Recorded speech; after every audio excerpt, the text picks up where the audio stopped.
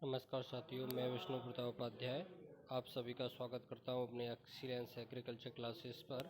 मैं आज आपको एग्रीकल्चर से रिलेटेड जितने भी गवर्नमेंट जॉब्स हैं, स्कोप है एग्रीकल्चर से आफ्टर बीएससी, उसके बारे में बताऊंगा। तो please let's start. Excellence agriculture पे आपको बताने जा रहा है कि स्टेट लेवल एग्ज़ाम्स सबसे पहले आपको गवर्नमेंट एग्रीकल्चर कॉलेज से आपको बीएससी करनी पड़ती है। बीएससी करने के लिए आपको 2 एग्ज़ाम्स देने पड़ते हैं।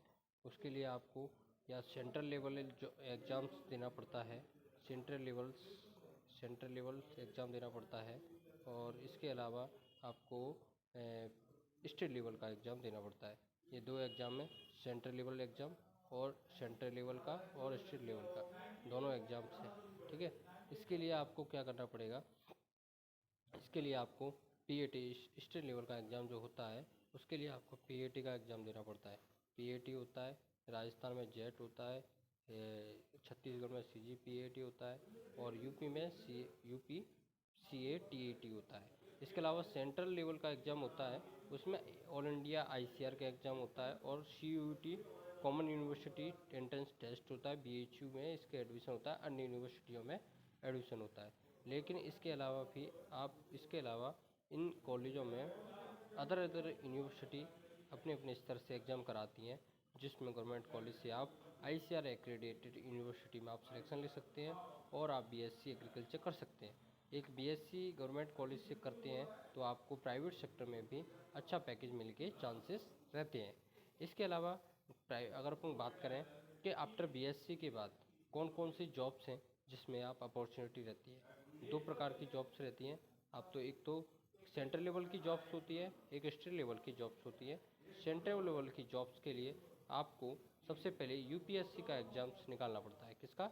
UPSC, union public service commission. Central level की जॉब्स के लिए आपको यूपीएससी की तैयारी के लिए, आईएएस आईपीएस वगैरह की तैयारी के लिए आपको 3 एग्ज़ाम्स देने, प्री मेंस इंटरव्यू। 3 एग्ज़ाम्स के अलावा आप यूपीएससी के अलावा सेंट्रल लेवल की जॉब्स में अगर छोटे स्तर पर बात की जाए तो इसके अलावा आपको IBPS SO specialist officer agriculture field officer होता है, उसमें भी आप एग्ज़ाम्स निकाल सकते हैं, जिसमें प्री होता है, मेंस होता है और इंटरव्यू होता है। 3 एग्ज़ाम्स होते हैं। आफ्टर ग्रेजुएशन मांगते हैं बीएससी, ओनली बीएससी ही वाला इसमें स्टूडेंट अप्लाई कर सकता है, जिसके लिए आपको सैलरी भी अच्छी खासी मिलती है। लगभग 58,000 रुपये आपको पर मंथ सैलरी मिलती है। आईबीपीएस यानी स्पेशलिस्ट ऑफिसर होता है, एग्रीकल्चर फील्ड ऑफिसर होता है, ठीक है।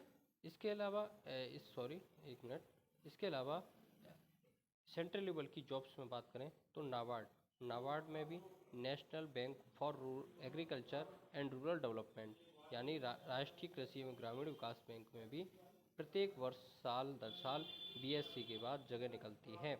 आपको अच्छी खासी इसमें भी सैलरी मिलती है।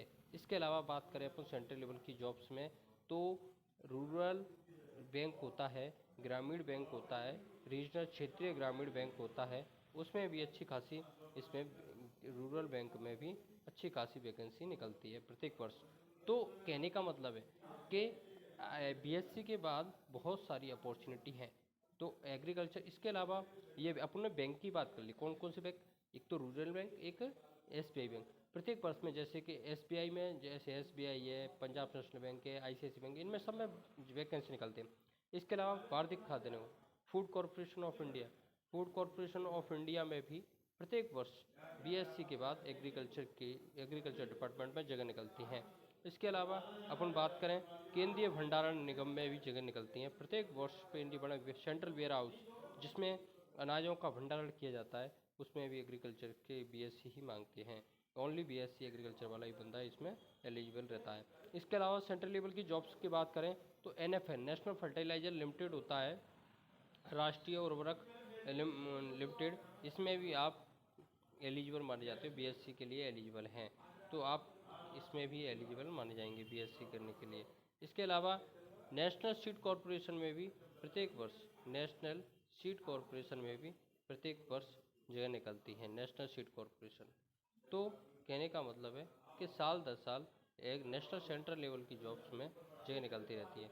इसके अलावा agriculture insurance company, agriculture insurance company में भी जगह निकलती है। एग्रीकल्चर इंश्योरेंस कंपनी में भी जगह निकलती है ना। तो आपको ये ध्यान रखना चाहिए, एग्रीकल्चर इंश्योरेंस कंपनी में भी सेंट्रल लेवल के तौर पर जगह निकलती हैं। ठीक है। इसके अलावा बात करें तो इसके अलावा कृषक भारती क्रबको में भी जगह निकलती हैं। क्रबको में भी जगह निकलती हैं। क्रबको यानी कृषक भारती कोऑपरेटिव लिमिटेड में भी ये एक उर्वरक पेस्टिसाइड कंपनी है, वो फर्टिलाइजर कंपनी है, जिसमें जगह निकलती हैं प्रत्येक वर्ष सेंट्रल लेवल की। अब बात करते हैं अपन स्टेट लेवल की जॉब्स। स्टेट लेवल पर MPPSC कोई भी ग्रेजुएशन वाला लड़का बॉयज़ स्टूडेंट किसी भी ग्रेजुएशन किसी भी स्ट्रीम से किया हो वो एलिजिबल माना जाता है और दे सकता है इस एग्ज़ाम को। ठीक है, तो ये बात ध्यान रखनी है आप। इसके अलावा MPPSC में एक बात और ध्यान रखना, एग्रीकल्चर वालों के लिए MSc में जगह निकलती है, जिसको बोलते हैं ADA assistant director of agriculture. ये MSc मांगते हैं, इसके लिए क्या मांगते हैं? MSc।